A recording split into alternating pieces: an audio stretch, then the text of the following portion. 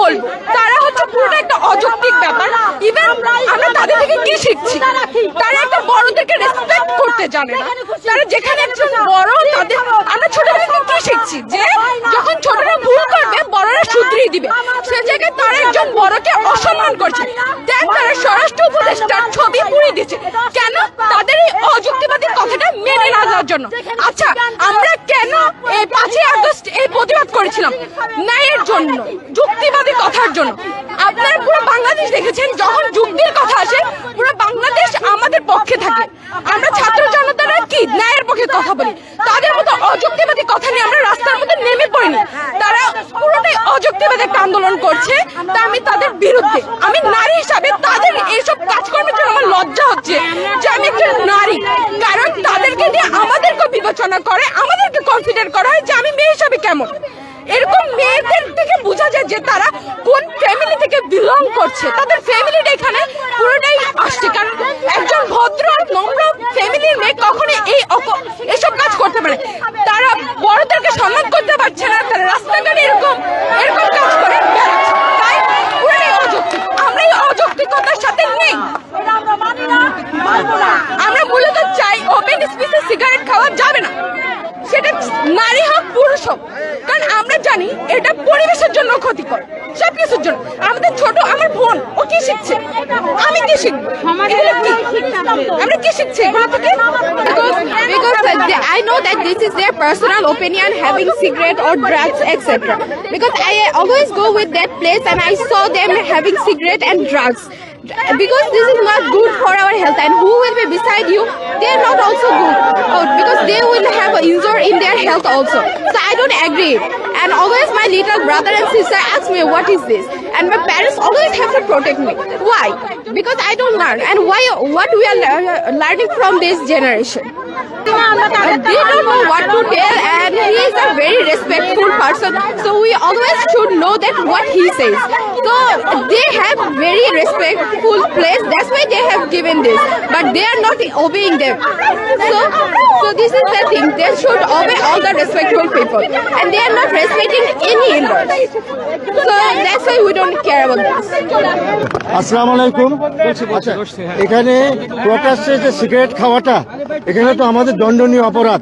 আপনি প্রকাশ্যে সিগারেট কিভাবে খাবে? আমি মনে করেন যে আমাদের মুসল্লিকে আপনি সেদিন আঘাত করছিল, উনি কিন্তু জাস্ট তারাবি নামাজে যাচ্ছিলেন। তারাবি নামাজে যাওয়ার সময় ওনাকে বলছিল এখানে কেন সিগারেট খাচ্ছেন, হ্যাঁ, এবং ওনার মুখের মধ্যে জ্বলন্ত কাপ ছুঁড়ে মারছে। এটা সাংঘাতিক। এটা আমি মনে করি এটা উচিত হয় নাই। উনি মুরব্বী, আমাদের সাথে এখানে রেগুলার নামাজ পড়ে এখানে, এবং তারাবি নামাজের জন্য যায় না, যাতে পারে নাই। হ্যাঁ, এখন আমি মনে করি সম্মানিত উপদেষ্টা যে বক্তব্য রেখেছেন যে প্রকাশ্যে সিগারেট খাওয়াটা খুব দণ্ডনীয় অপরাধ, আমি মনে করি এটার জন্য আমাদের সোচ্চার হওয়া উচিত। এবং এখানে আমি মনে করি এরিয়ার মধ্যে সিগারেট খাওয়া চলবে না, আমি মনে করি। হ্যাঁ, এবং সব জায়গায় এমন সিগারেট খেলে জরিমানা আছে। এই জরিমানাটা কেন আমরা করতে পারতেছি না? এখানে সিগারেট খাওয়াটা জরিমানা। আচ্ছা, আমি একটু বলি, সেটা হচ্ছে যে আমাদের মাননীয় স্বরাষ্ট্র উপদেষ্টা মহোদয় যে আস্তে আমাদের মাননীয় স্বরাষ্ট্র উপদেষ্টা মহোদয় যে কথা বলেছেন যে এই মাদকদ্রব্য সেবন করা ওপেন স্পেসে, এটা আইনগত দণ্ডনীয় অপরাধ। আমরা চাচ্ছি আইনের প্রয়োগ হোক, এবং আমরা সামাজিক সম্প্রীতি রক্ষা করতে চাই। আমাদের এই সমাজে মহিলা, বাচ্চা, শিশু তারা চলাফেরা করে, এটা দৃষ্টিকটু এবং ন্যাক্কারজনক কাজ।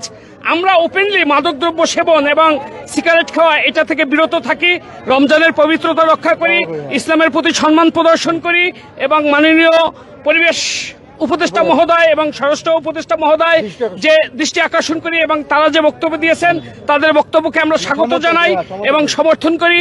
আমরা এলাকার সাধারণ জনগণ, সাধারণ ধর্মপ্রিয় মানুষ, মুসল্লিরা, আমরা সবাই এই বক্তব্যকে স্বাগত জানাই এবং এই বক্তব্যকে সবাইকে সম্মান করার জন্য অনুরোধ করতেছি। এবং এই ধরনের ন্যাক্কারজনক কাজ রমজান মাসে এবং রাস্তাঘাটে ওপেন মাদকদ্রব্য গ্রহণ, সিগারেট খাওয়া এবং সমাজের ক্ষতি করা, এটা থেকে বিরত থাকার জন্য আমরা অনুরোধ জানাচ্ছি।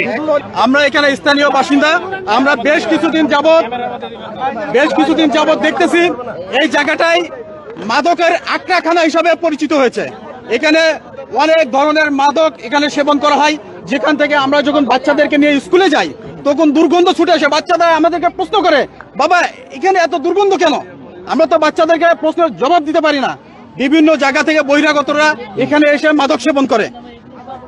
এটা নিয়ে আমরা কমিটি থেকে অনেকভাবে আমরা আলোচনা করার চেষ্টা করছি তাদের বোঝানোর জন্য। আমরা এর আগেও এখানে উঠতি বয়সের বাচ্চারা, বিভিন্ন স্কুলের উঠতি বয়সের বাচ্চারা এখানে এসে ওই জায়গাটা একটু নিরিবিলি দেখে এখানে তারা মাদক সেবন করে, বিড়ি সিগারেট খায়, আড্ডা দেয়। আমাদের বাচ্চারা এখানে অনেক সময় যেতে তারা একটু শঙ্কিত হয়ে যায়।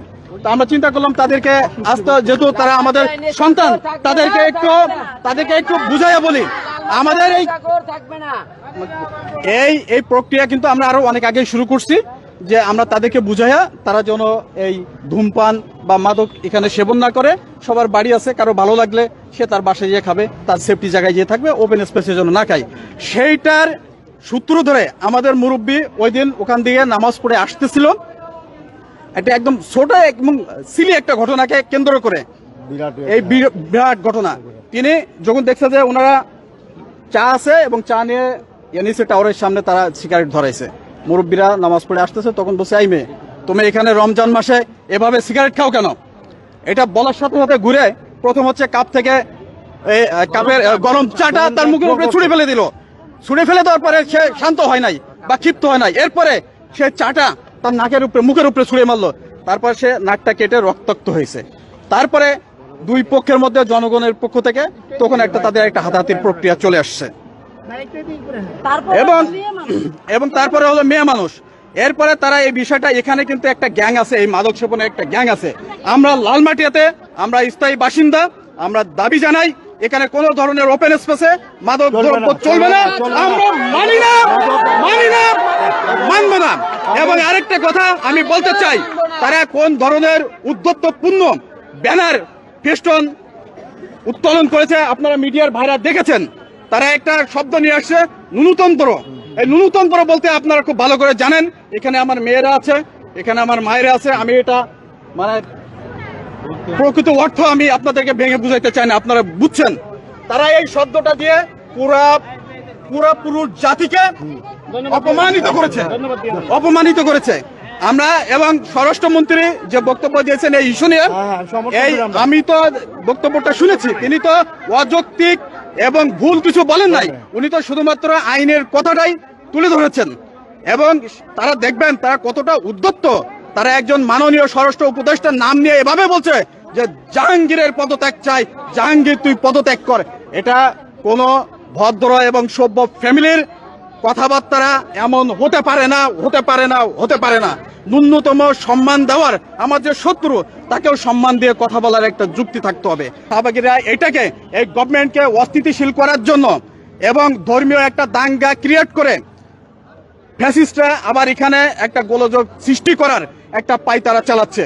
এবং আপনারা অলরেডি দেখেছেন যে মেয়েটা মিডিয়াতে আসছে, সে আনন্দবাজার পত্রিকার বাংলাদেশের প্রতিনিধি, সে এই কথাগুলো বলছে। ঘটনা ঘটার পর থেকে আইন শৃঙ্খলা রক্ষাকারী বাহিনী আমাদেরকে যথেষ্ট সজাগ আছেন এবং তারা এই বিষয়টা পর্যবেক্ষণ করছেন। আর এবং আজকের এই যে আন্দোলনের যে ইস্যুটা, পুরো দেশ এটাকে নিয়ে আন্দোলনে চলে গেছে। একটা বিষয় আমরা জানি না কি ঘটেছে আসলে প্রকৃত। আপনারা যেমন মুরব্বীকে চা ছুঁড়ে মারছে এবং কাপ ছুঁড়ে মারার পরে কাটছে, এই অংশটা কিন্তু মিডিয়াতে আসে নাই।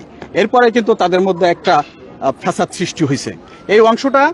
এবং আমরা দেখেন ফেসবুকে কিছু ডিসইনফরমেশন আর মিস ইনফরমেশনের কারণে আমরা বুঝতে উঠতে পারি না যে আসলে কোনটা সঠিক কোনটা অন্যায়।